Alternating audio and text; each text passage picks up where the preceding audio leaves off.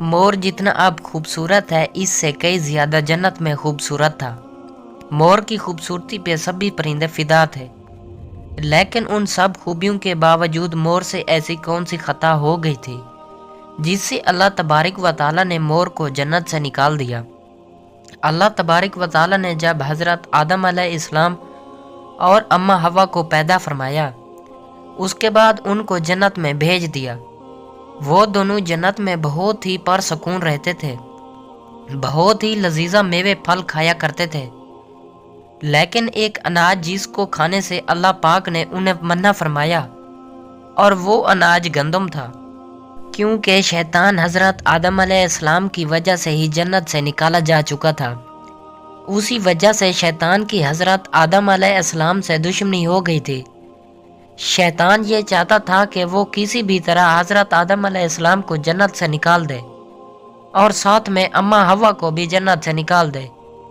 جب شیطان کو یہ خبر ہوئی کہ حضرت آدم علیہ السلام کو تمام میوے کھانے کی اجازت ہے لیکن گندم کھانے کی اجازت نہیں ہے، تو شیطان انتقام کی آگ دل میں لیے جنت کے دروازے کے پاس بیٹھ گیا اور 300 سال تک وہاں پر بیٹھا رہا کہ کوئی جنت کے دروازے سے باہر آئے اور شیطان اس سے بات کر سکے۔ ایک دن اچانک سے مور جنت سے باہر آ گیا۔ شیطان اس کو دیکھتے ہی بہت خوش ہو گیا۔ شیطان نے پوچھا، اے خوبصورت پرندے، تم کون ہو؟ مور بولا، میں مور ہوں، اب تم اپنا تعارف کراؤ۔ شیطان نے جواب دیا کہ میں عالم کروبیہ کا ایک فرشتہ ہوں، میں اللہ پاک کی عبادت سے ایک پال بھی غافل نہیں ہوں، میں چاہتا ہوں کہ میں جنت میں جاؤں، وہاں کی نعمتوں کا اپنی آنکھوں سے مشاہدہ کروں۔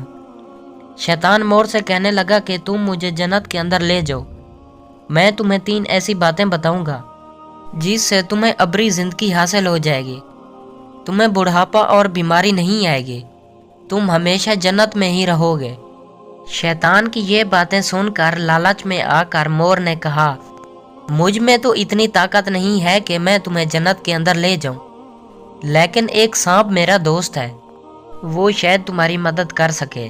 یہ کہہ کر مور سانپ کے پاس آیا، اس کو ساری بات بتائی۔ سانپ بھی شیطان کی باتوں سے بہت خوش ہو گیا، پھر شیطان کو اپنے منہ میں چھپا کے جنت میں داخل ہو گیا، اور یوں شیطان اپنی چال میں کامیاب ہو گیا۔ جنت کے تمام نگہبانوں کو یہ معلوم تھا کہ شیطان یہ چال چل رہا ہے اور جنت میں داخل ہو چکا ہے۔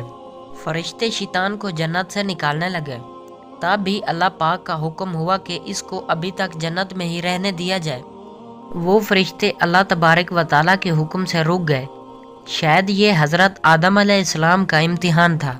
شیطان حضرت آدم علیہ السلام کے پاس اور اماں حوا کے پاس جا کر اپنی محبت کا اظہار کرنے لگا۔ وہ دونوں ہی شیطان کو پہچان نہ سکے، کیونکہ ماضی کے مقابلے میں شیطان کی شکل تبدیل ہو چکی تھی۔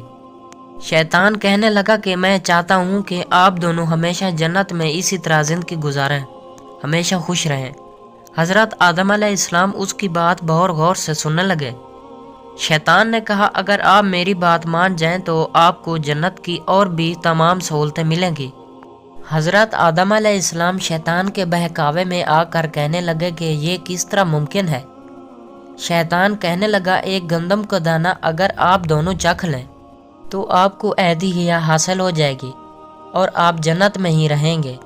یہ بات سن کر حضرت آدم علیہ السلام کے دل میں رجحان پیدا ہوا، لیکن ان کے دل میں اللہ کی نافرمانی کا خوف غالب آ گیا۔ جبکہ اماں حوا شیطان کی باتوں میں آ گئی، جس پر اماں حوا نے حضرت آدم علیہ السلام کو راضی کر لیا۔ پھر اس کے بعد ان دونوں نے اس گندم کے دانے کو چکھ لیا۔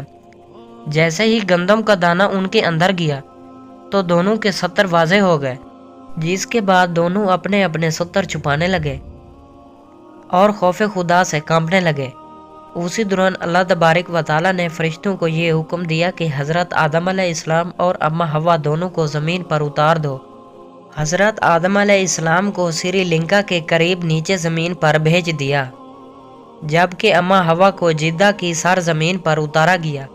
جن خوبصورت پیروں سے چل کر مور شیطان کو جنت کے اندر لے کر آیا تھا، وہی خوبصورت پاؤں اللہ پاک نے مور سے لے لیے۔ سانپ جو اپنے منہ میں شیطان کو چھپا کر لایا تھا، اس کے منہ کی خوبصورت خوشبو کو چھین کر اس میں زہر ڈال دیا گیا۔ پھر مور کے ساتھ ساتھ سانپ کو بھی جنت سے نکال دیا گیا۔ دوستو، اس طرح کے مزید اردو کہانیاں اور اسلامک واقعات کی ویڈیوز دیکھنے اور سننے کے لیے ہمارے یوٹیوب چینل کو سبسکرائب ضرور کریں، تاکہ آپ کو اس طرح کی مزید اردو کہانیاں اور اسلامک واقعات کی ویڈیوز فوری ملتی